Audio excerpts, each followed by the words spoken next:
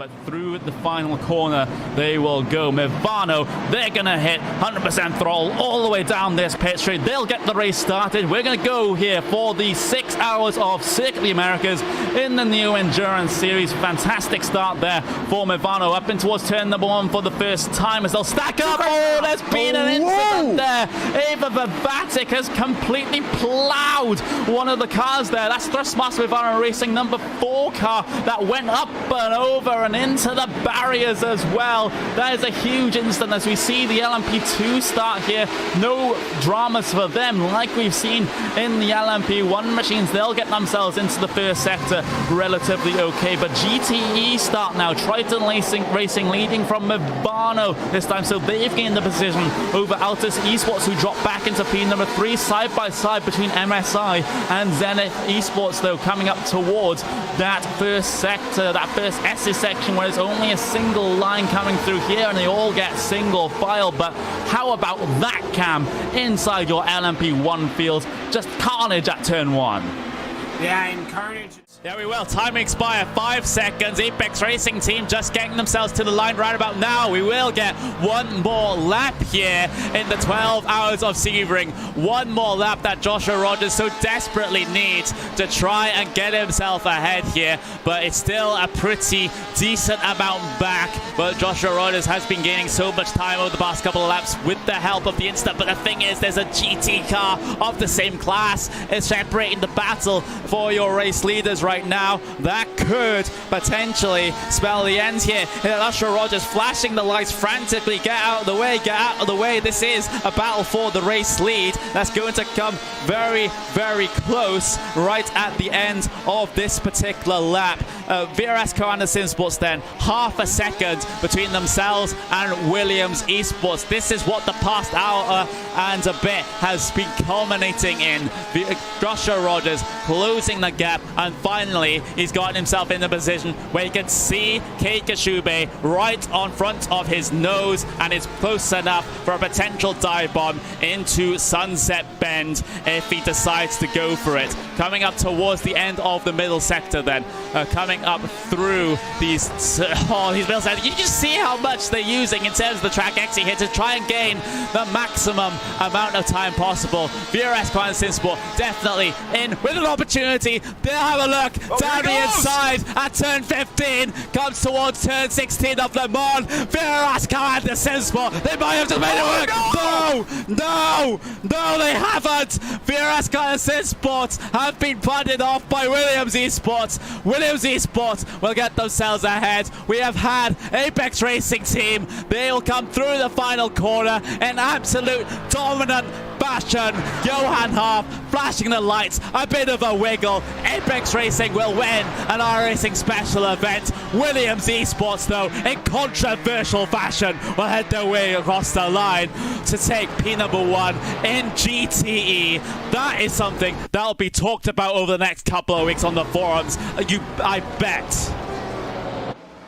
We're gonna have a fantastic time with the replay. Joshua Rogers out of nowhere looking for the move, and you've got to pin that on Williams. You have simply got to pin that on Williams. There was no space on the inside at Le Mans there. That was a last-ditch move. Williams have got a win in a fashion which is very, I would argue, unsportsmanlike here, as Williams Esports looking for the inside. They were looking for a gap to appear on the inside, but it simply did not happen.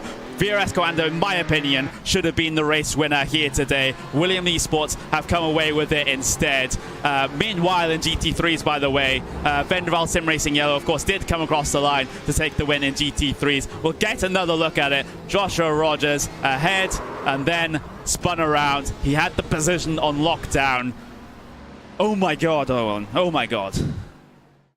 On lap 15, the next time they head their way across the line. Here comes Issa, gets forced towards the pit wall. He manages to make a space on the inside there for the start of the center S's, but the outbreaking move is done there by Cameron Dance. He has to hang it around the outside. He does so. Inside line becomes outside for the Curva del Sol. We'll get to see 3 wide almost on the exit of this corner, because that's Dave Walsh getting himself involved. 3 wide down towards the Descida de Lago in basically 2/3 of the width the racetrack there. Cameron Dance in the middle, can't hold on. Continues on side by side. Walsh around the outside. Might get a 2-for-1 special here on the way up towards Ferradura now. Dave Walsh, he has the advantage. He has the inside line. And now here comes Cameron Dance back on the inside then, coming up towards the middle sector. He's not done with this race yet either. Single file for turn 9. What a performance there from Walsh. Put that into your iRacing top 10 for the month. That was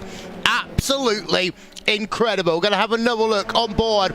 This is with Dave Walsh. He's going to go round the outside in towards turn number 4, so he's already putting that pressure on. He's got one. He has to go all the way to the grass when he's trying to get himself past Eric Issa, but he somehow managed to make it work. That is one of the best drives I've seen in a very long time. Basically up, what now, 23 positions into 4th place. So basically the back of the field almost shouting for a podium. He has to be on the defensive, though, towards turn 1, because Dance is back down the inside, but can't make it work for now.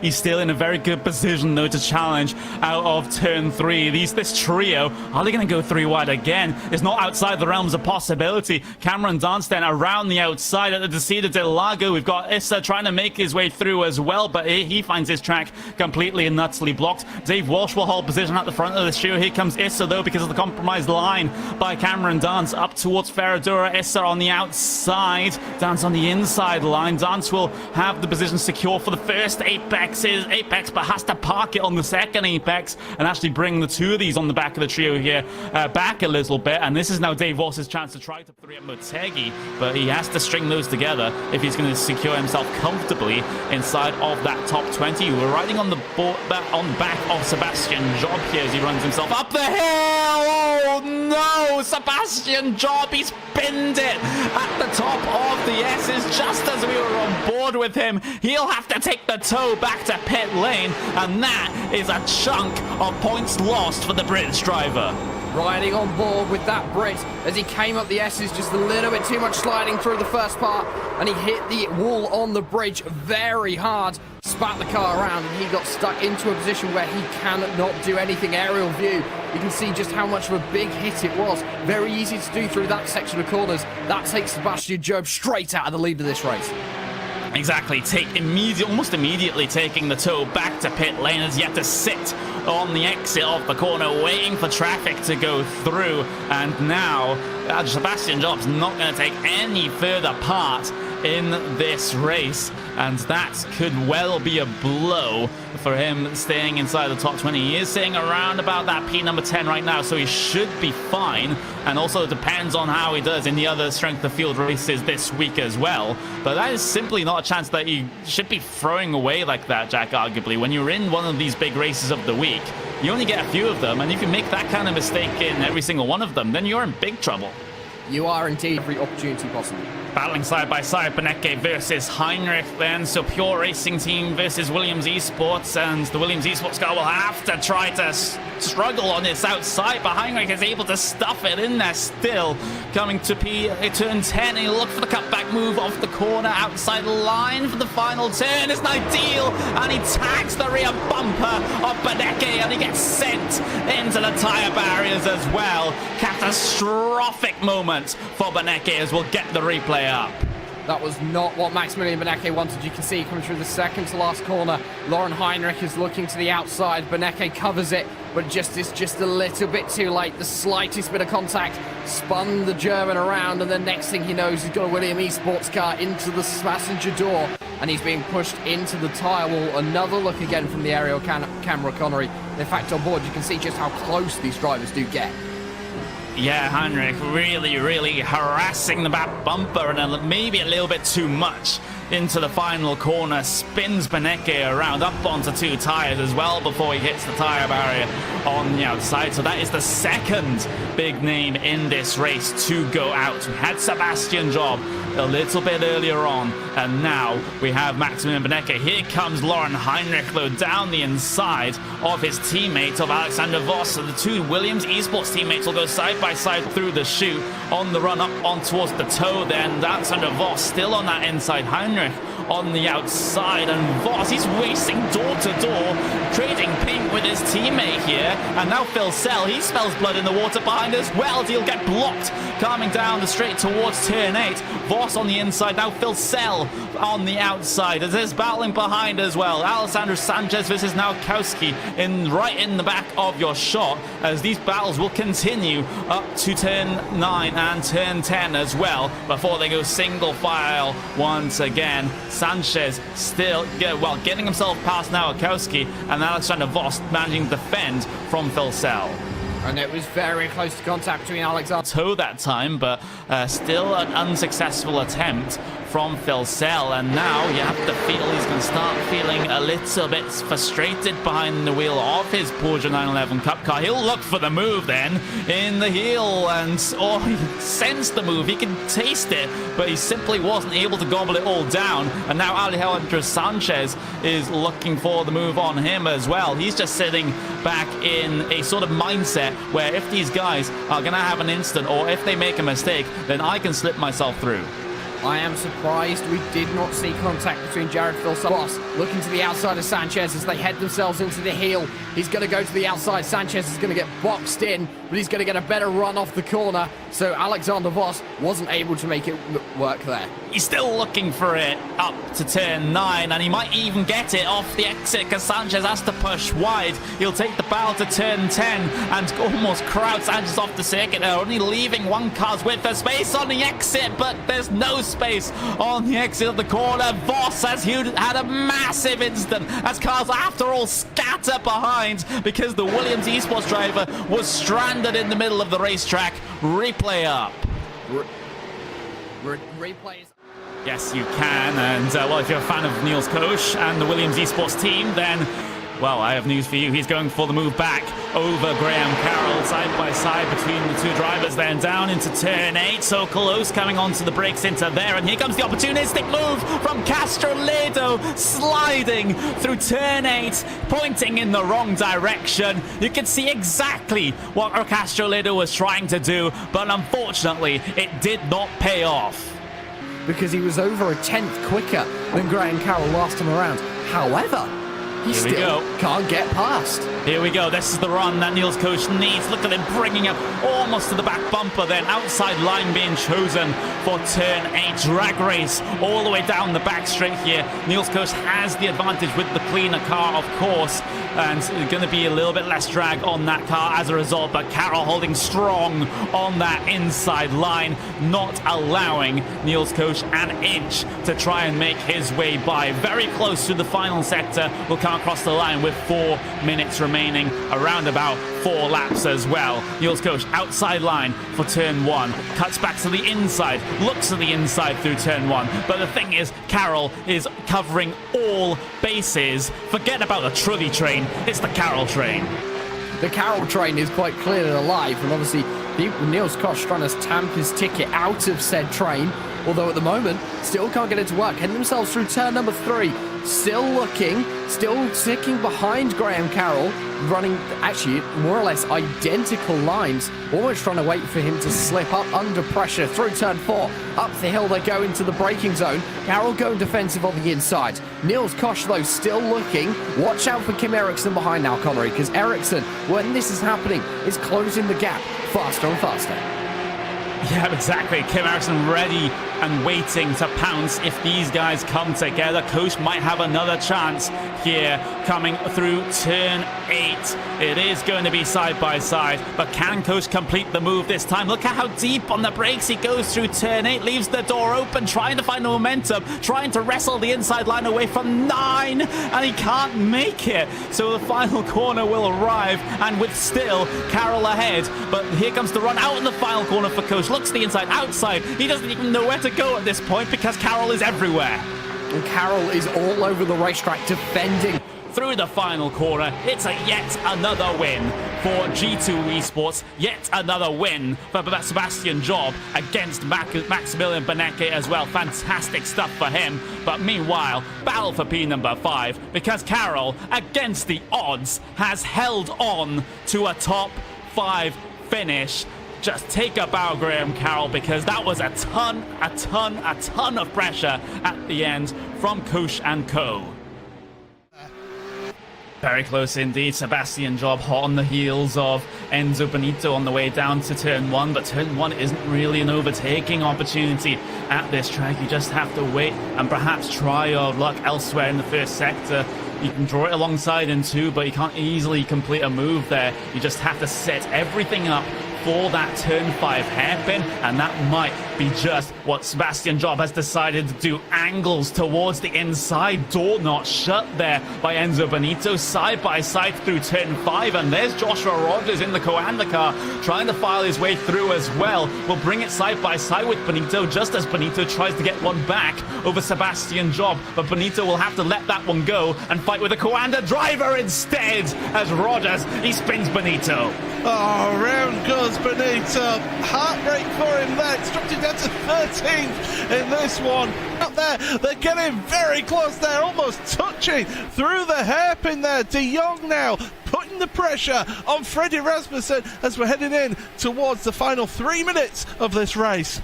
Absolutely, side by side for P4 as well. Job and Rogers once again side by side into turn 7, and Rogers forces the issue. Oh, there's contact there with the Red Bull Racing esports driver of Job, and he struggles to hold it around the outside. He recovers the slide, but that's Rogers through, and now Phil Sell is looking to get a piece of the pie as well. Inside line for turn 11, and they make contact again. Phil Sell, he's able to hold on again as well. Fantastic racing in the bottom end of the top 10. It's fantastic action. This is what we were promised here in the Porsche Racespot Super Cup. Close, exciting action, and that's exactly what we're getting. And what we're getting. Well, using the DRS coming through there, and here comes Alatalo then. He has the opportunity because Moran's made a mistake up through Coppice corner. Inside line taken, almost defended on the brakes into the chicane. Alatalo's got the race lead back, but here comes Moran then all over the back towards Melbourne. He will go, and it's outside line chosen by the Frenchman. Both of them have a little bit of a lock-up in towards the penultimate corner, and Alatalo's so squirrely coming off of that one. They'll continue this battle towards the final corner. Morgan Morand on the inside, Alatalo on the outside will get crowded off the racing circuit there as Morand stamps his authority on this event. Alatalo's going to be fuming about that. Onto this position, but Morand, he's so quick coming through the chicane. He'll look to the inside. Oh my word! Oh, he hits the Glacier driver of Alatalo down towards the Melbourne hairpin. A little bit of confusion about which way each driver was going to go down into there, but Morand, he committed down the inside. He tried to throw the dummy, but the thing is, what do you make of this instant here, Wells? We'll see it on the replay. Well, the thing is, Moran went to the left first, then went back to the right, and just didn't have the room, because you see that Alatalo's punted all the way to the left of his hand side of the racetrack before they even made the apex of the corner. Going to be the feeling the effects of that one. So Morant just playing with fire with the exit of the old hairpin. Actually will give the run back to Alatalo. DRS is going to be open. Here comes Alatalo. Despite the damage, he's going to try to fight back, and unsuccessful towards turn number 7 that time. But Alatalo, he still has pace in that car. He still has DRS activations to use. Can we give a shout out very quickly? But we can't quite easily see the damage to the rear of Riku Alatalo. I'm just having a look at the exhaust assembly there, where the rain light is. You can't see it on your screen right now as he has to go down the inside of the traffic. He gets oversteer off the corner, but Morand was also similarly impeded coming off of the final corner as well. You'll still be able to challenge around the outside of turn number 1. It'll have to be keep the line as tight as you dare coming through there. Almost contact off the corner as they'll battle down the hill then through the crane of Kears. Morand again trying to attempt this outside move. We've seen moves done like this before, and Morand's able to make it.